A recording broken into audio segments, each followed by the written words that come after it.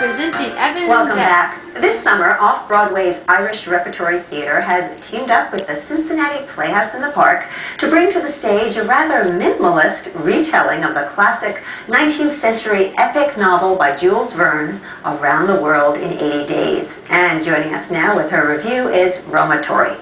Roma, by Jove, Donna, it's a hit. 136 years ago, the idea of traveling around the world in 80 days was practically in the realm of fantasy. Today, it might be argued that a theatrical adaptation of Jules Verne's monumental classic, Around the World in 80 Days, with just 5 actors, a minimal budget, on a tiny stage in just 2 hours, is something of an impossibility as well.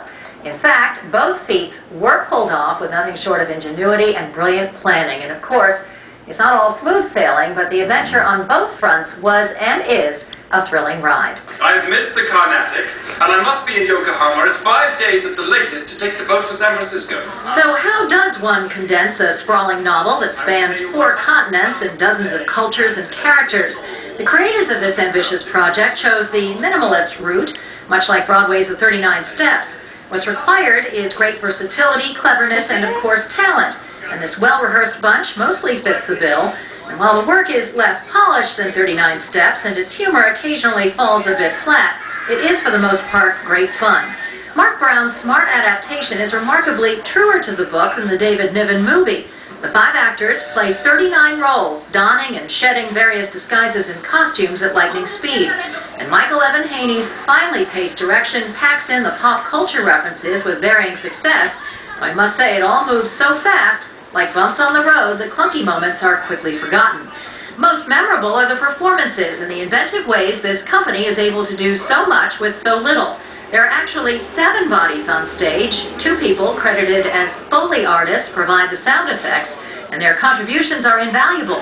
Train sounds, gunshots, birds, a trumpeting elephant, you name it, they ace it. As Phileas Fogg, the eccentric British adventurer who wagers £20,000 that he can circumnavigate the world in 80 days, Daniel Stewart has an appropriately stoic charisma.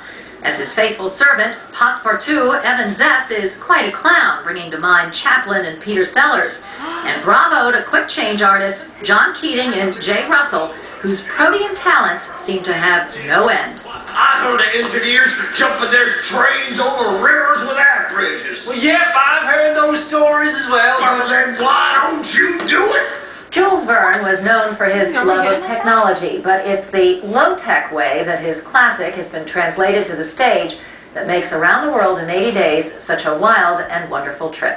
Donna.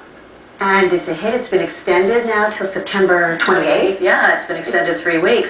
I think this is their most popular show probably since Finian's Rainbow and Mrs. Warren's Profession, the Shaw classic. Who would have thunk it, you know? I mean, it's a really wonderful piece, and I have to add, it's a great option for parents looking for something to do with their kids, because, you know, it's not the Broadway prices, and, you know, it's their first introduction, perhaps, to this Jules Verne work that really teaches them a lot of things about the world, what things were like, you know, in the 19th century, and it's extremely amusing. I took both my kids, and they loved it. And I mean, it is sort of a poor man's 39 Steps, and you know, in the way they've been able to accomplish so much with so little. But they really did an amazing job. I was very pleasantly surprised. Okay, well, good for them. Thanks, Roma. Sure. We turn now to a trip that may not have been as far-reaching as Phileas Fogg's journey around the world, but the destination did offer up an exciting world of theater.